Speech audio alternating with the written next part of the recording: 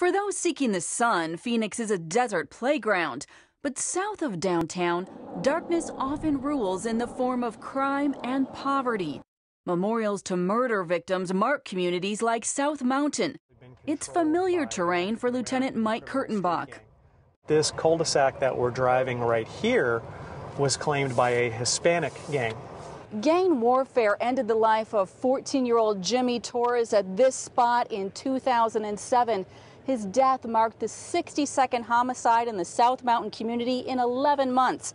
And it became a turning point for an area that realized it had to come to grips with an enormous crime problem. 2 years ago, my officers could do nothing but go from crime scene to crime scene. They were constantly stringing up tape. Police realized the business-as-usual approach of just rounding up the bad guys wasn't working. So they reached out to local churches to rebuild the community from the ground up. Pastor AUBREY Barnwell at First New Life Missionary Baptist was ready. Once the police department said, we need you to connect with other churches to help to sustain and be the anchor, we knew then what we could do. It's 8:30 on a Tuesday morning, and this group is waiting for help outside the Bridge Church. What waits inside is what community leaders call the Neighborhood Roots system. Neighborhood Roots helps churches create a business plan for their community. We have been praying and really asking God, how do we help people beyond just a food box, beyond that one time a month or one time a year that we see them for food? The answer: step forward as the first pilot church in the Neighborhood Roots program. The Bridge identified the unemployed as one of its greatest needs. There's so many possibilities here because the people trust the church. That led to the transformation of this modest sanctuary into a one-stop relief center. Imagine this: being able to apply for food stamps and other government benefits at your neighborhood church. Then the person doesn't have to go back to the DES office, local office, and wait in line possibly, see their neighbors possibly. Linda Schroeder says more than 1/3 of Arizonans who qualify for help don't apply. She's hoping helping churches can change that. They can expand what they do by using the assistance that we have, and they can provide more services, and they can help us also to kind of fill in where we've lost staff.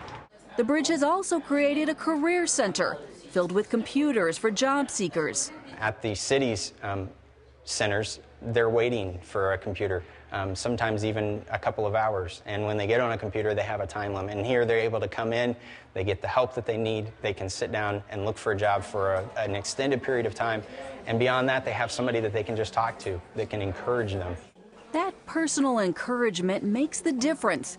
And unlike a government agency or police officer, church volunteers have the desire and time to form relationships.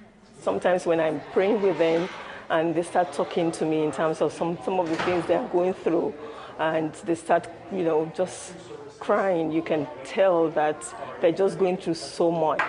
They encourage you, have good attitude, and they really focus on you, what you need. Oscar Arnold is job hunting after being laid off from work as a butcher. Thanks to the Bridge, he's now receiving food stamps for his family and one-on-one help as he scours the want ads. When you see the work that the Bridge is doing, which is connecting people to much-needed resources, you're connecting people to food stamps, you're getting people jobs. If you're doing that, you're making neighborhoods more stable. 20 other churches have signed up with Neighborhood Roots, and the city of Phoenix will soon start tracking its return on investment with the program. In the meantime, measurements like a dramatic drop in crime and people like Oscar Arnold jump-starting their lives will be the significant payoff.